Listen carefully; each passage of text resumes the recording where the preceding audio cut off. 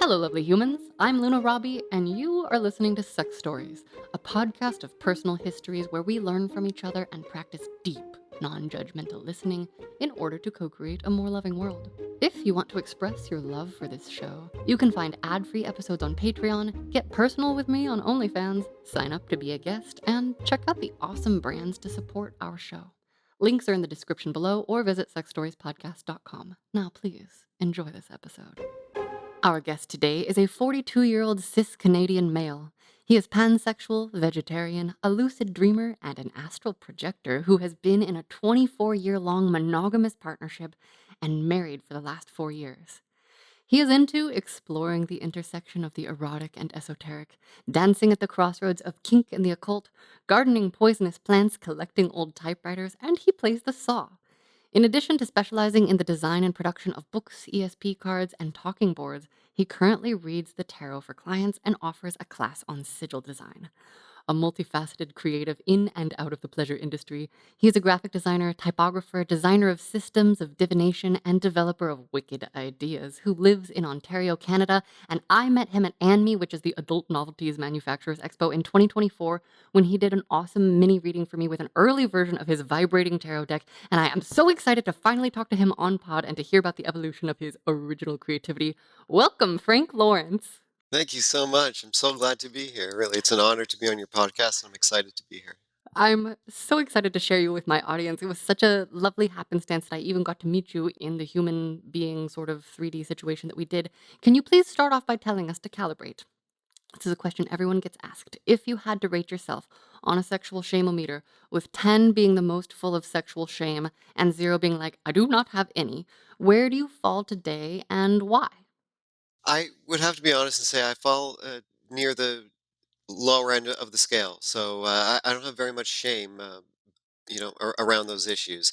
I think in order to express yourself fully, especially in an artistic way, in a creative way, and to flow freely within this industry and embrace it, you need to know who you are and be comfortable who you are. Something I say to people when I read tarot cards is that your inner compass is your greatest guide, and if you follow that, you'll never go wrong. And so, to be fully in tune with yourself and to express that outwardly with confidence, I think that's the best way to be, and that's how I try to be. Heck yeah, I love that. Has it always been on the lower end of the scale or did it ever squiggle up or down? Well, through the years you find yourself, and in those formative years, think questions are always surrounding, and you meet different people and taking in different perspectives. Sure, there's a fluctuation in that. I find that when we start to get older, we know ourselves better. We're able to express ourselves in more of an authentic way. Like I said, I mean, I preach that that is the way to be in life across the entire spectrum.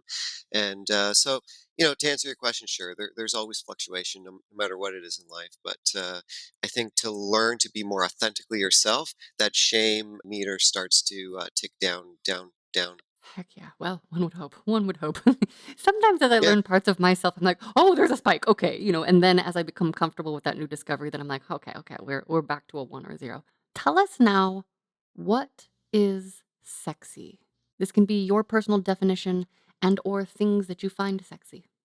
I find the mind sexy. I find confidence sexy. When somebody's confident in themselves and they know who they are and they radiate that outwards, I find that a better connection is able to be happening there in that space. And the connection is what I feel really drives a relationship forward.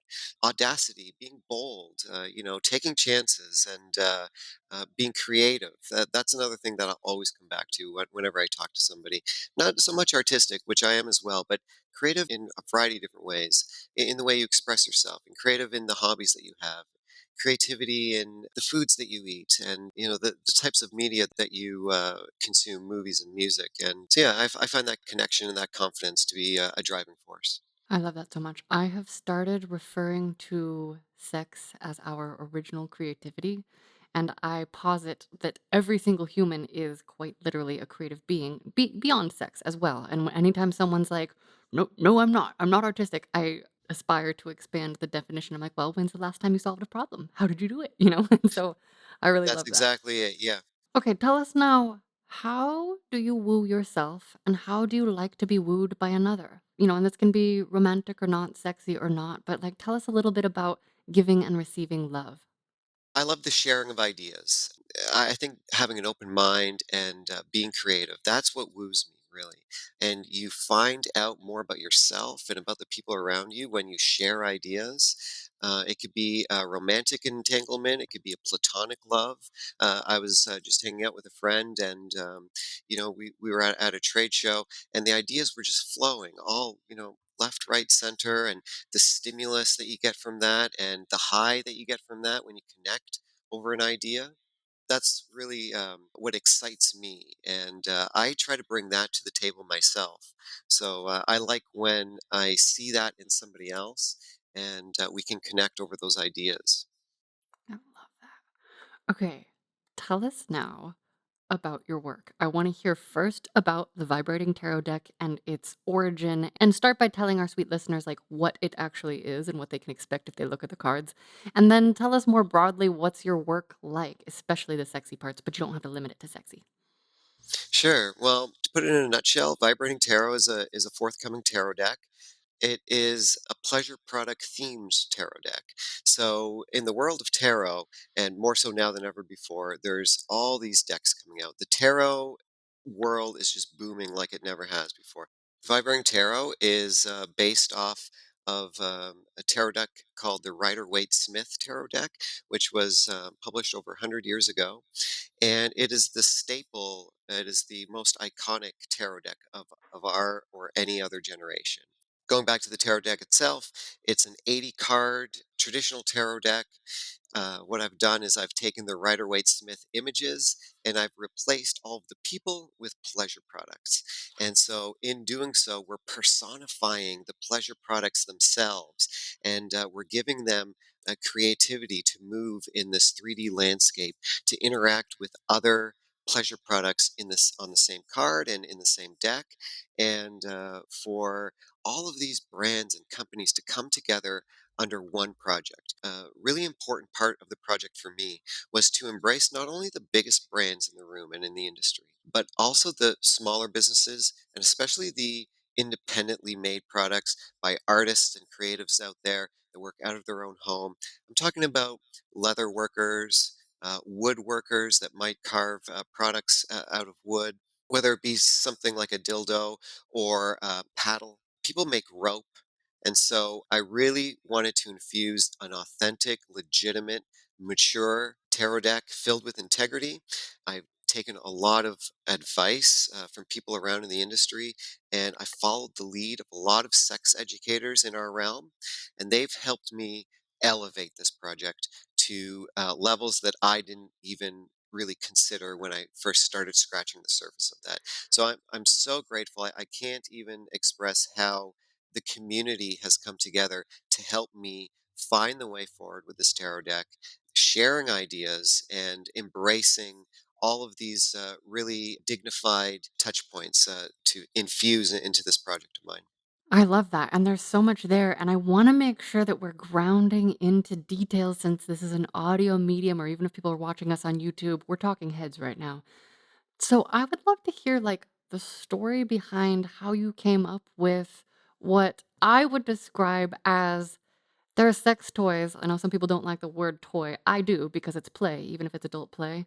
And you said, as you said, pleasure products. But let's put it a little more concretely. This audience is not used to euphemisms. So ground us in like, how did it come about that you're like, I'm gonna replace? Because it's not just people, it's people and the tarot, unless it's changed since I saw you. Like you replace the different suits with different That's products correct. and toys, right? Yeah, I'd love to explain all of that to you. Yeah. Yeah, so I looked at the Rider Waite Smith tarot deck and I realized that if you can strip away the backdrop, like just like the hills and the sky, you're left with the people and you're left with all of these symbolisms, all these little tiny details all over the place. And that's what I wanted to tackle and make my own. So there are elements like the moon in the sky, the sun's radiating, the little snail that's on the ground, all of the materials that the people carry around with them. Those have all been replaced with all the different products that we see in our space. And the people themselves are replaced more or less with pretty iconic.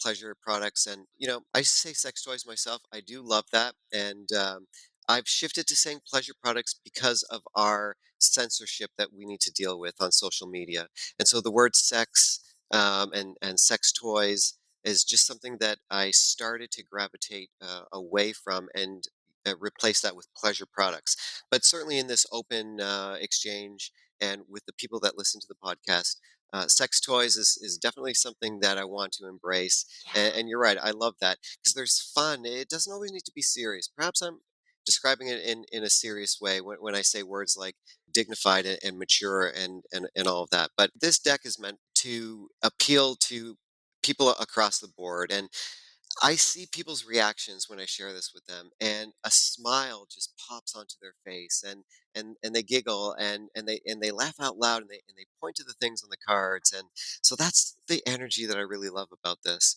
I have the deck here. I don't know if I can share it on the screen and all that, but Definitely, you can hold I it up to can. the camera, and Yeah, I wanna say I was one of those people, like, laughing and giggling, so for anyone who's not yeah, watching, I'm seeing what looks like a rabbit holding a is it holding a paddle? yeah. That's right. And then Yeah. go the other way, and I'm seeing an 18 plus. Go to your right, move it to your right a little bit, and then I'm seeing a magic wand surrounded by rope? So the magic I wand, and fucking I'll tell love you what the that. four suits are, because the Yeah. magic wand. So this toy here is this card here is the World card, Yes. and it expresses each of the four elements, which are represented by four different types of products. The first suit in the tarot deck is rope, and that represents the element of fire. It replaces the traditional suit of wands. And so the wands in the traditional tarot deck are these long staffs made of wood.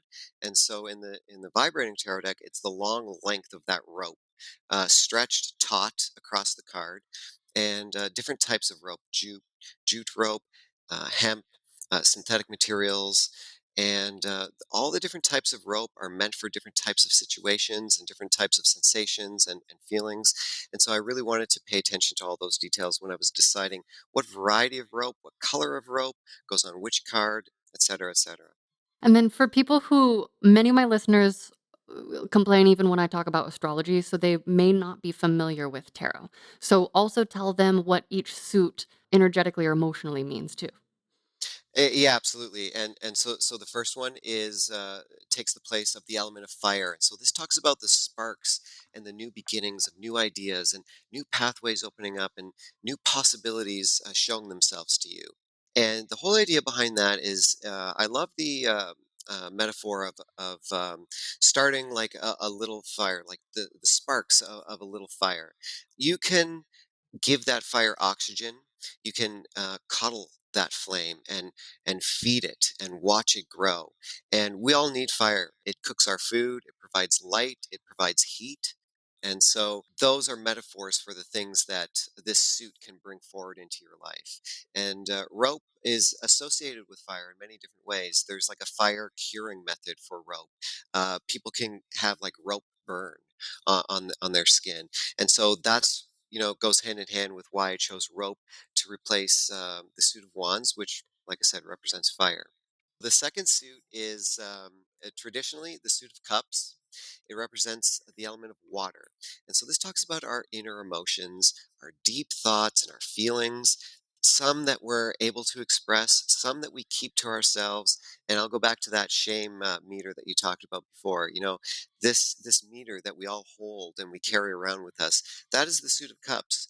The level that we understand our emotions, we're able to express them to others, and the way that we feel them, that's all encapsulated in this suit, the suit that represents water. And so, the suit of water and the suit of cups in the vibrating tarot deck has been replaced with lubricant, a very direct lineage there. So again, like the other suit I was explaining of rope, we have different types of lubricant. So water-based lubricant, silicone-based lubricant, hybrids of all kinds, oil-based. So this was also a really creative element for me to work with. Building bridges with all the top lubricant brands in the industry. We have Uberlube signed on, Sliquid, Wicked Sensual Care, Pure. They all just came in and embraced this project. I'm so grateful for that, and I love working with all these brands. And again, it's important to show a silicone lubricant on one card and a water-based lubricant on another card, and it completely means different things when you look at the toys that are paired with that lubricant and the different elements that are there seen on the card. So that's the suit of lube. I love that. I also love normalizing lube and just being like, this is a part of us, just like our emotions are a part of us, because we need it regardless of whether we're doing external lube or not. Like, we need that, anti friction device.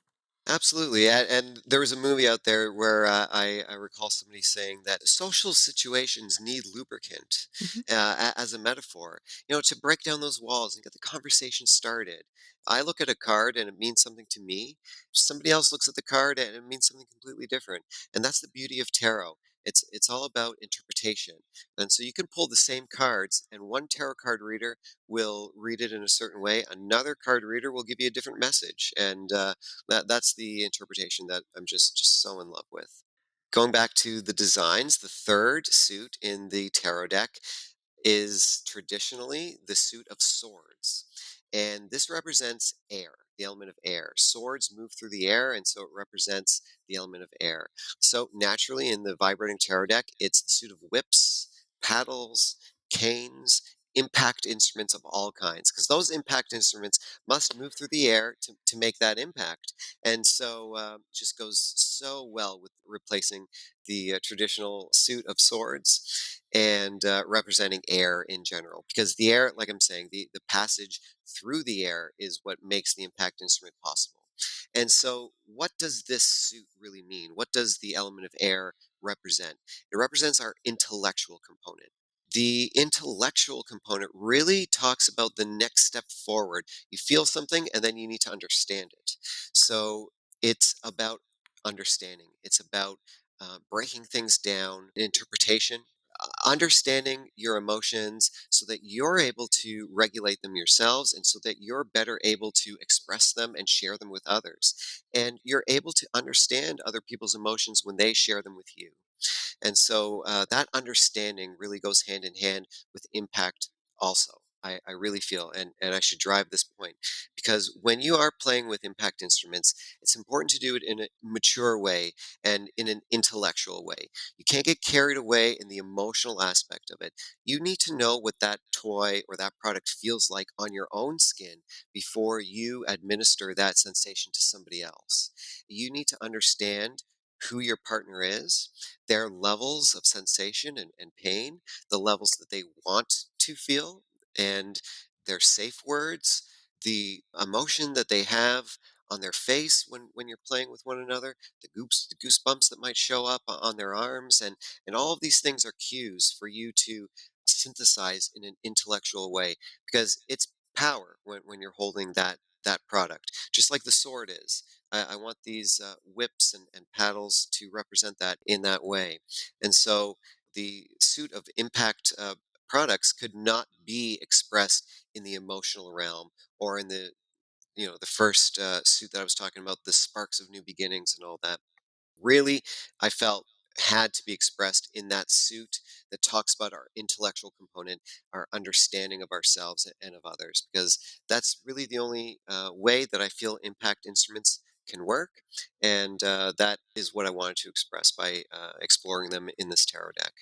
I love that so much because I do feel that impact play is so deeply tied to knowing both oneself, one's partner, and co creating the connection that allows for that to evolve, whether it's through a scene or an entire relationship.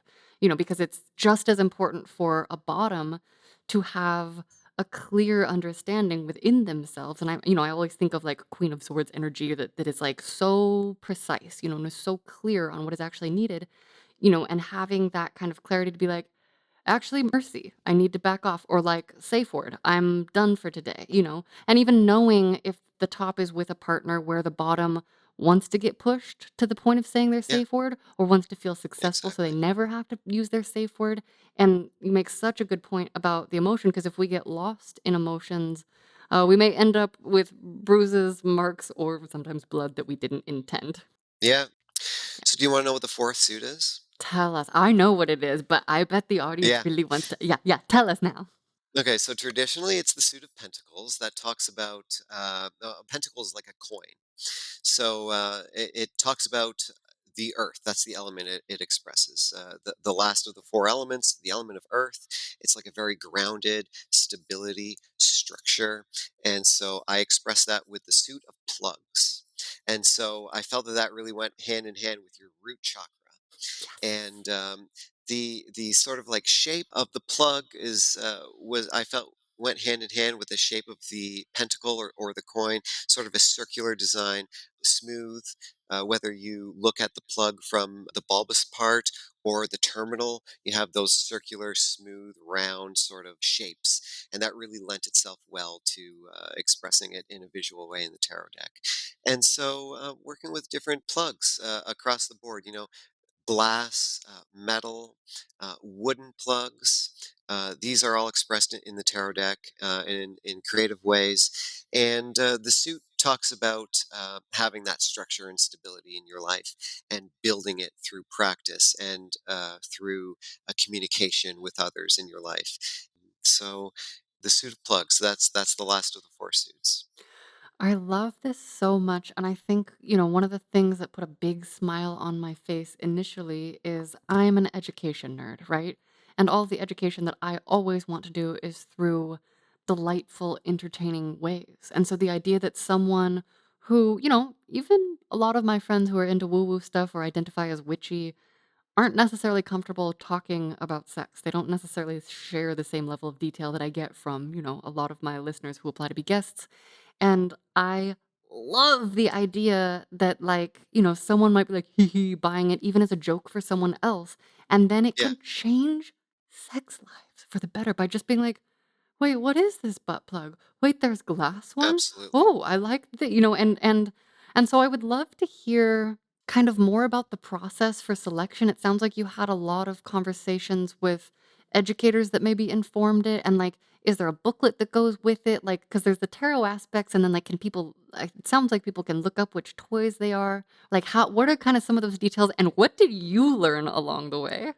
Okay, so much to explore there. I love that question, and I want to express that yes, the tarot deck comes with a 120-page guidebook. It goes into detail. I don't know if people are really going to be able to Yeah. see here, but Well, we like can get an a idea. lot of detail. You're taking a look at these products, and a lot of people are going to open up this tarot deck and say, "What is that thing?" It's a funny shape. I've never seen that before, or What does that shape yeah, feel like? well, yeah, what material is it made of? Like, why is it this color instead of that color? And what do those things do on the side? Do they wrap around or they go inside?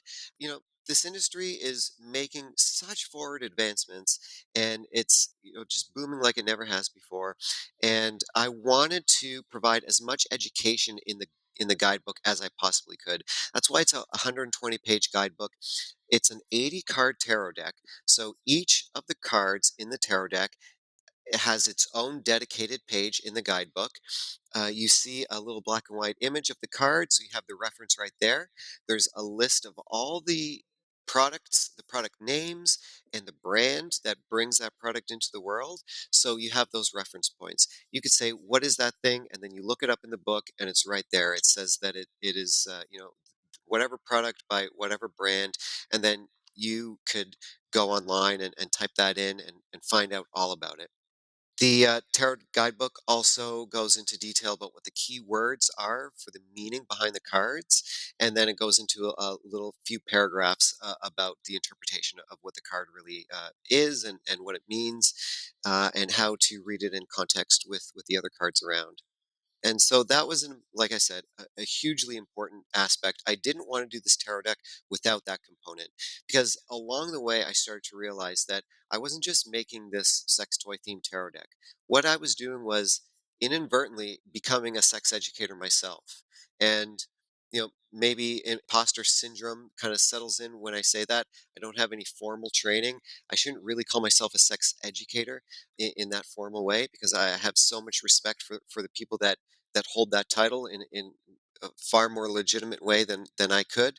But certainly there's an educational component to this tarot deck, and I wanted to embrace that. Mm. And so, Wait, I want to interrupt you because I totally hear you and I have my own version of that story. And the reason that I had to like let go of that story as not useful is I became a better educator, even if I'm not ASECT certified, when I embraced the title instead of being like, "Oh, I'm just an artist. I don't know if you learn, it's your own fault," which was my stance up until a couple of years ago. And finally, when I faced the reality that whatever I'm doing, as it's out in the world, people are learning from it.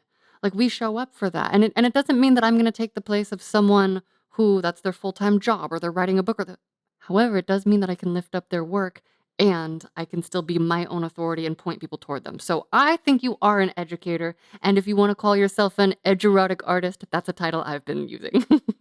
I love that. I never heard that before, and 'Cause I that made that it really up. resonates. Yeah. I appreciate that. As a typographer, I'm a bit of a wordsmith myself, and I love that's just a great term. Yeah, I think making up I'm going to silly words is remember my that one. favorite. And I'm here to continue to pioneer edurotic entertainment. I feel very strongly because so many people are learning from porn that's not designed for education, however it is educational. And so I my Yeah, next step is to create intentionally educational adult erotic stuff. So anyway, yeah, that's not to like tell you that you're wrong, but I just hope that you can embrace that because people are going to learn from this deck. You will likely expose true. many to things that they didn't know about, and that is learning. And I think that the more that all of us can understand each other as teachers in the loosest sense, not like I'm going to walk around lecturing people who don't want to get lectured, but like in the sense of Yeah. like, oh, I can share my perspective, and I think we're all experts on our own perspective. And then if we can practice the listening, that's kind of like my little that's my soapbox. I'll get off. Yeah, well, no, no, very relevant, and you're right. And going back to what I was saying before, have that confidence in yourself. Yeah. Yeah, because no matter who you talk to, or by sharing your perspective, you're educating somebody on not only who you are, but the things that you're talking about. And you talk to people all day long, and you hear people say, I never thought of it that way before." And so, yeah, you are educating people. I felt a tremendous responsibility in the Yeah, educational aspect of I this hear tarot that. deck because I never wanted it to just be downgraded to a joke. And I felt that without teaching people what the products are, what they do, why they're there, how they can find out what they are and peel back the layers themselves, I give you that little string to pull on. And so people are gonna gravitate towards certain products in this deck and not others. Like maybe they like the soft, squishy silicone things and those hard metal spiky things don't really speak to them. But then you're going to see somebody that has a completely different point of view. And so embracing all of the products that we see in this realm and educating them through this little book here was incredibly important to me. I have to say one of my personal things is, like, I'm obsessed with I have an extremely long bucket list that is atrociously organized because it's so long, made every time I learn about a thing, I'm like, "I wanna try that, I wanna try that." And I'm having the Yeah. strong impulse now to, like, go through your deck and, like, try like, I always wanna, like, line stuff up and check off boxes, and I'm like, "Do you have a giant bingo card of all of the different products in there? Like, I mean, you must have a list. There's gotta be some sort of like, maybe if someone I don't know. I'm like, "What's the prize for trying everything in the deck?" Yes, I was talking to somebody else in my local circles here, and they were talking about wanting a master list so that they could Yes! check all those things off the list. That really is what this book is, because you'll I go love that. through every card. Like I said, all 80 cards are presented in this book. Each card has its own dedicated page, and each and every single little product on the card is fully expressed and outlined on that page. So yeah, there's an index of brands at the back of the book, and so you can reference what brand you might be interested in, and then see what card each brand shows up on. So you might look and say, "Oh, well, Cal Exotics that shows up on this card, that card, and that card." And so there's different ways to tackle going through this book and exploring everything there is. I also have an online guidebook, which I felt was also really important because the guidebook is the same size as the tarot card itself. It's quite small, as you can see, and there's only so much information you can put in here. And so when you build like a blog or something online, it's just unlimited space. And I wanted that unlimited component to be part of this project. So, there's the beginnings of the guidebook online right now on vibratingtarot.com. And you'll go there and you'll be able to go through the online guidebook. You'll choose, I want to explore this suit of lubricant. You'll click into there, and then all the cards are listed. So you can click in based on the image you see. Like you'll see the two of lubricant, and then you'll click on there, and you'll see that this toy is made from crystal, and this toy is made from metal, and they have the pure lubricant at their feet, and a double strapped ball gag up in the sky. And so what does all that mean? How do I put that together? One thing that I've done, and I've absolutely loved doing this, is at these trade shows, when I'm at like an industry trade show, where people are familiar with all of these products but not at all familiar with the tarot. What I'll do is, because they'll say, I love the theme, I love all the products, but I don't know anything about tarot, so how am I really going to read this? And I say, well, sure, there's the guidebook. You could do your research and read about it. But I tell people that there's two ways of reading the tarot. There's like the background information that you have on the tarot cards. Like a lot of people approach reading tarot by memorizing the key words, like you're Mm. memorizing the multiplication tables or something like that. That is how people scratch the surface and get into it. Completely legitimate. That is the way that a lot of people tackle this body of work, the tarot in general, and that's why the guidebook is important. But the second way is the intuitive way of reading the cards. And that's when you listen to yourself and the voices that are inside your head. And you could read the tarot deck in a variety of different ways. I like to sometimes just look at the colors on the cards. Uh, is it a gray sky or a dark blue sky? Are there clouds in the sky? Or is it a bright blue, yellow sky? Is the sun setting? And so those will start to prompt your ideas. What is the color palette on the card really telling you without actually looking at anything at all? But going back to what I was saying a second ago about talking to people in the pleasure product industry, is that I'll put this deck of cards in their hands and I'll say, I tried to develop this in an intuitive way. And if you know anything about the products that are on the cards, you'll know what the card means. And so to go back to your question about how did you choose what products go on what cards and what was that process like? I had to embrace the meaning behind the products and put the right products on the right cards, or else it would have never made sense in the end. You have hundreds and hundreds of different products in this industry. And I've embraced over 300 different products in this tarot deck across 140 different brands. And so, how do we break all that down and make sense of it? Well, you need to use the tarot and what you know about the tarot deck itself and each individual card. And I kept thinking to myself, if I infuse this card with the meaning of the card and put the right products on the card, what'll happen is you could know about what the products are and not really know about the tarot. But if you know what the product is, you'll have a better idea about what the card really means. So, what I've done is at these trade shows, I've taken this deck of cards and put it in a stranger's hand and said, I want you to read the cards to see if you can make sense of them. And they'll come out and they'll say, well, I don't know if I can. And I'll say, no, no, do it. Just embrace it. Do it in an intuitive way. And I know you know about the industry. So go based on that knowledge because everyone's going to read the tarot cards based on their own knowledge. If you know about the products on the cards, you'll know about what the card means. And it works the other way around also.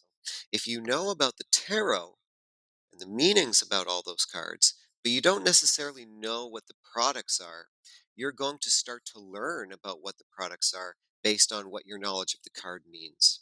So if it's like coming together, maybe three different products from three different brands made from three different materials on like I'm talking about the three of lubricant in my tarot deck.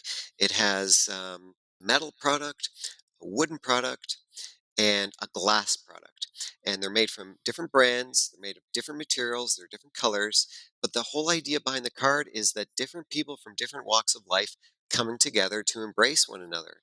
And the little bottle of lubricant is a hybrid lubricant, which is applicable to a wide variety of different cards. And it doesn't matter who you are, what background you have, where you came from. If you come together, you can find common ground. And so these three different toys from made of different materials, made by different brands, are all coming together and they're using the same hybrid lubricant. It's a Wicked Central Care hybrid lube, and so that is the common ground that we can all embrace if we all come from different walks of life. And so that is seen in the colors of the products, the stance. You can tell one is made of wood and one is made of metal. So automatically you're thinking different types of products coming together on the same card and embracing one another, even though there's differences, there's greater commonality. I Yeah. So love so much the idea of encouraging people with a deck to use their intuition, and especially in this deck, because it is related to sexuality, because it does have all of these different inspirations for how to play, and I definitely hear you on not wanting it to be a joke, but I also love the idea of someone who maybe picks it up as a joke and then they end up learning so much more, or they inspire their friend to learn so much more. And it's that intuition that we, hopefully, I at least aspire to bring into my connections with lovers. Dropped into the moment, what am I seeing? What am I feeling? What will we co create? And so, having that co creation practice, whether I'm looking at cards myself, just with myself, solo sex, or for another person who I'm reading for and using it to connect, I think that's so cool. yeah, yeah, and people are going to see different things depending Hmm. on who you are, and I don't discount that. I embrace that. Yeah. People are going to laugh as soon as they see these things, and then they're going to peel back the layers and Hmm. realize that there's so much more meaning than they originally thought. But if it stays within that first layer of just that laughter, I'm happy because if it puts a smile on your face, that's my goal. But you're going to learn things on a subconscious level, even if you don't think you're learning. You're certainly going to be learning. But people are going to embrace this tarot deck and digest it in their own way. When I read cards for people, especially at trade shows, I say to them, we're going to, for more or less, keep things on the surface. I do a lot more card reading about career than I do about anything else. And when I read it in a very professional way, I read the cards as the cards are meant to be read from a purely tarot point of view. So I'll say, this card talks about new doors opening, and this card talks about practice, and this card talks about embracing the things that you fear so that you can grow as a person. However, somebody else is going to pick this up and they're going to say, well, that's a butt plug, and that means that I'm going to explore something anal related for the first time. All ways are legitimate, Yeah. and the tarot is a reflection of who you are. It's like a mirror. We see ourselves reflected in these systems of divination. That's why there's so much interpretation, so many different ways of understanding it. People are going to laugh, people are going to have fun digesting this thing. And at the same time, they're going to learn about themselves and about the people that they choose to bring into their circles. And people are going to take it in a very sexy direction when they feel that they're in that comfort zone, when they're with people that they trust. And they're going to explore things in a very sexual way. Definitely, on their own, by themselves, with a partner, with a trusted group of friends. People are going to bring this out at parties, at the bar, at bachelorette parties. I hope that there's many, many different situations that people take this tarot deck out and explore everything there is to learn.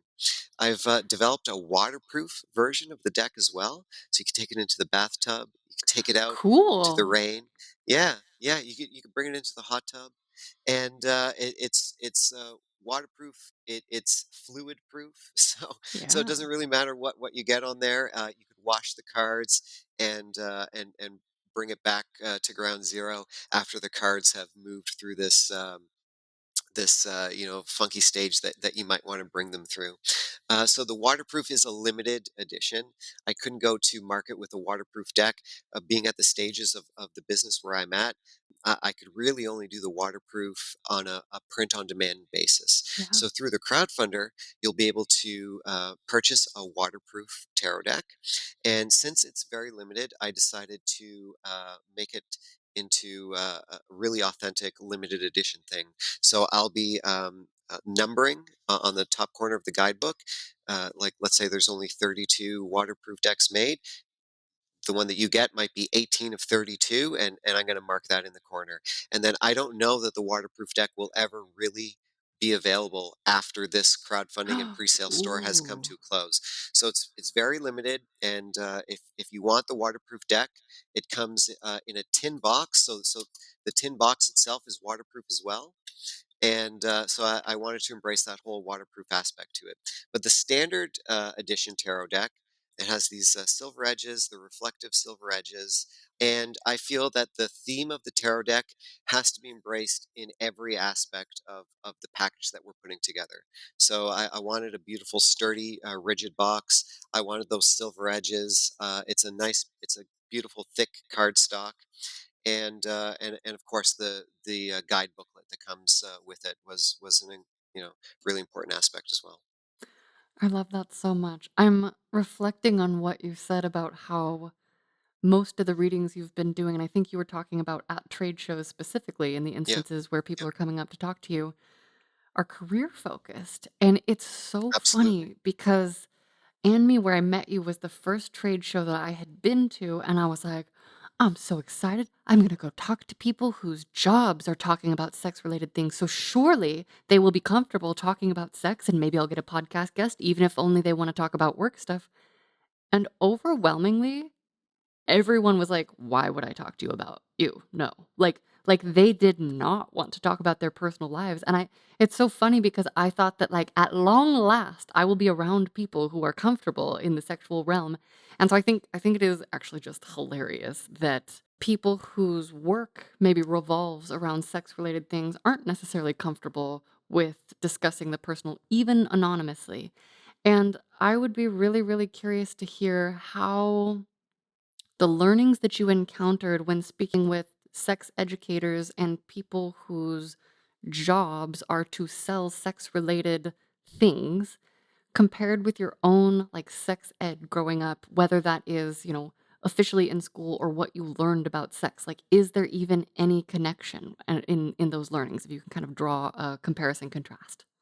Yeah, that's an interesting question to dive into. As far as my own educational component is goes, like I would have to say that it goes back to Sue Johanson, Sex with Sue, which in Toronto and in Ontario, I think nationwide here in Canada, there is a late night TV show called Sex with Sue. This beautiful old lady, somebody that you didn't expect to be talking about sex in such a forward way, would be there on the screen, and she'd take real questions from real people calling in and asking all kinds of questions about themselves, about their relationships, and she was just a straight arrow, just told it like it is. And I learned quite a lot from her, and I would say that that opened the door to me embracing a lot of the sex educators in this space that I'm working in right now, because I learned so much from Sue Johanson when I was growing up. Late at night, you're flipping around and you come across her show, and the rest of the TV dial never, like forget all about it. Your favorite movie could be on, forget about it. Sex with Sue's on, and that's what you're watching. And so that's how it was for me anyway. I know a lot of people started to peel back the layers of their own sexuality and their own relationships as a result of watching Sex with Sue. Dr. Ruth was another inspiration to me, and reading her books, understanding her perspective, and understanding the teachings that she was offering to all of us out there, was really just. I just thought it was so much fun to learn. I've never had so much fun learning about anything in my life. Maybe as divination and tarot, learning about that was fantastic for me because I knew that that was where my interests lay. But learning about sex, I felt was more universal. And I knew that the information that I was taking in those formative years were going to serve me throughout my entire life because we're all on this planet here. We've been born into these bodies. We never asked to be, but we're stuck here on this sapphire moving through space. The world is hard to understand, but if you have a better understanding of yourself, you could start to make those steps forward to embracing and understanding the world in a better way. And if you know a lot about the partner or the partners that you choose to spend time with, you're already ahead of the game. So, yeah, going back to your question about learning from the industry, learning from the sex educators in the industry, I have to say that during those early years that I was telling you I was sitting up late watching Sex with Sue, that was more of a personal journey. And as I became older and into adult years, I never stopped learning, always wanting to embrace new things and new ideas and try new things out. You learn so much from stumbling and falling and making mistakes. That is the absolute best way to learn anything in life. That is what the very first card in the tarot deck talks about. It's the Fool card. And people look at that card and they say, "Oh, it's describing a fool." Well, no. It's not describing somebody foolish. It's describing somebody who has the guts to walk along a path that they're unfamiliar with because they know that they're going to stumble and fall along the way. But if they embrace change and learning and embrace the world around them for better or for worse, if they fall, they're going to learn from that. They're going to bounce back up twice as quickly as they fell, and they're going to move forward with knowledge that they didn't have. And so that's what I move forward with. That's been I think we're lifelong learners, all of us, whether we want to be or not, whether we expect to be or not. And yeah, so going back about how I could compare and contrast those formative years and learning about sex and compare them to what I've learned recently in the industry, learning about the industry from a professional standpoint, learning that you can talk about sex toys without talking about sex. That really kind of blew my mind at first. It really changed my perspective when I was at that trade show where I met you, like you're saying, and me in January of 2024. I don't know what I expected, but I got there, and it was great to see such professionalism in this industry because the industry itself has come a long way from far before my time, and the industry has struggled to get to where it is today. They've had to break down walls of all kinds, legal walls, walls that have to do with professionalism and embracing sexuality in a professional way, moving into industry in this professional way. I should also say, ANME is a B2B trade show, so business to business, and I just absolutely loved that atmosphere. Far different from the business to consumer trade shows that I've been to, and that is one trade show that Canada has. It's called the Taboo Everything to Do with Sex show. And for example, when you go to that trade show, which was the very first trade show I ever went to in this industry, far different than what I saw at ANME and at Altitude, which are both B2B. When you go to a B2C, business to consumer trade show, it is much embracing the sexuality in a raw form. The lights in the trade show dim down, and each booth has like their own little twinkly lighting source, very intimate feelings. There's performers, there's pole dancers, there's cam girls around, a central space, and there's exhibitions of people, maybe up on a St. Andrew's cross, and different talks that you go to, and talking about you know peeling back that shame, embracing embarrassing moments, finding fun in those moments. And I kind of thought that that's what a lot of the shows would be like. But when I got to California and I entered that trade show on the first day, I saw people in suits and in ties. There were no, you know, girls walking around trying to draw people in a sexual way.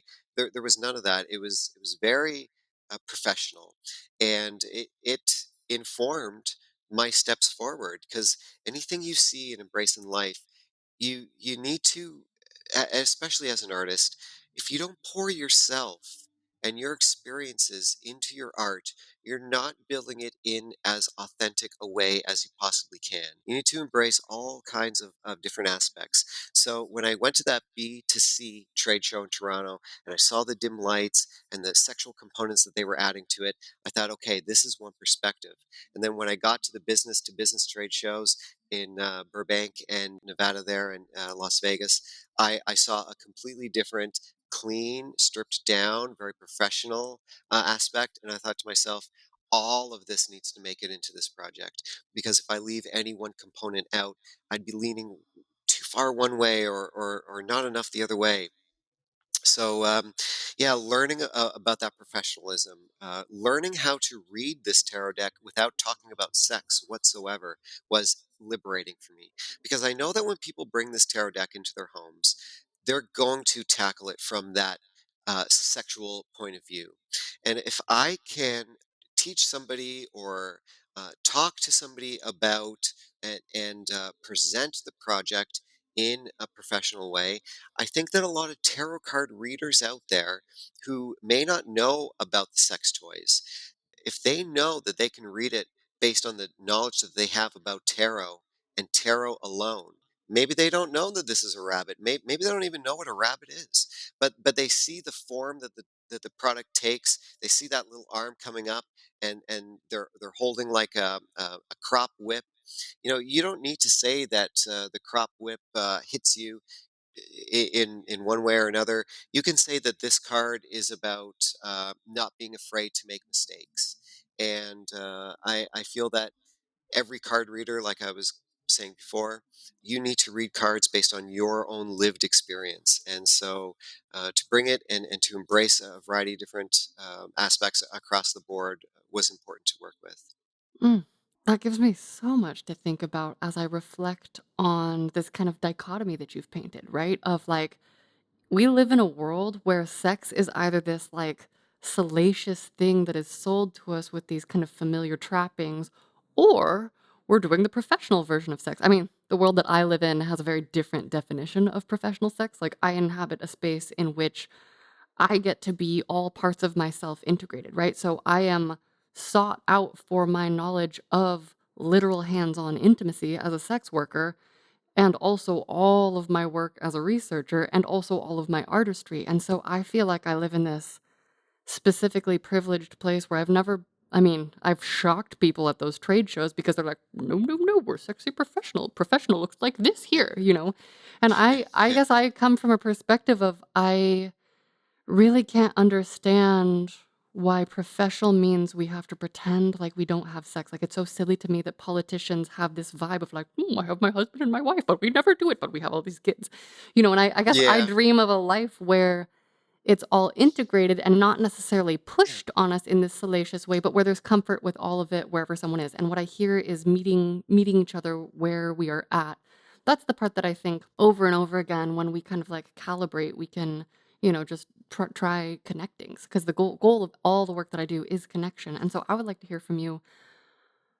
How do you think vibrating tarot can help people connect, specifically in intimate ways? And what do you think more broadly do we, humanity, need to make the world a more loving and connected place? Embracing individuality, knowing that everyone comes from their own lived experience, respecting that. Really just tackling new ways to learn about yourself and about others, and to learn about the world around you. Listening, really listening to somebody instead of just waiting for your turn to talk. I find that when I read, I used to be in sales. I used to work at a framing and art center. And somebody would come in with a piece of art, and you would need to understand who they are, what the piece of art is, what their living experience is, what their house is like. And then they put this piece of art in front of you, and you need to take all that knowledge that you took from them and say, okay, now how can I build this framing package to express the person that I just met, and to make sure that they're going to move through the years loving this piece of art that they already love. And so you need to create that love around the matting package and the different colors that you use and the type of frame that it is. And so putting that package together, I realize that we all learn through life, and I don't think that a lot of people out there really know how much they learn every single day they walk and breathe. And but being conscious of that, I feel is very important. And being a card reader now is kind of like being in sales. You need to learn about the person you're talking to in a very quick way. It's like almost instant. You take a look at the person, you take a look at first of all, where are we? Are we at a trade show? Are we at like a little witchy occult shop? Or are we at an art crawl? Are we at a marketplace? And knowing where you are and what event attracted this person to come out there, you strap your shoes on and you tie your shoelaces and you walk into the world. And that person could have stayed home that day, but there was something about this event or whatever it is that got them to get out into the world and walk into this place and sit down with me and share some space. And so that is like a holy moment that we share together. And so the respect that a card reader must have for their client is at the high most important point. And you learn so much about somebody the instant they sit down and start talking with you. What kind of clothes are they wearing? How are they expressing themselves that day? What kind of shoes do they have on? Are they wearing jewelry? Or are they wearing makeup? Or how's their hair that day? Um, what type of language do they use? Are they very serious or are they open and jokey? Are they always wearing a smile or always having a serious face? And so in those opening moments that you have with that somebody that sits down with you have to respect that and learn so much from it. And as a card reader, you realize that any card reading can go in any direction. And it's really about what the person is comfortable talking about, how comfortable they are expressing themselves, how comfortable they are sharing themselves with a stranger.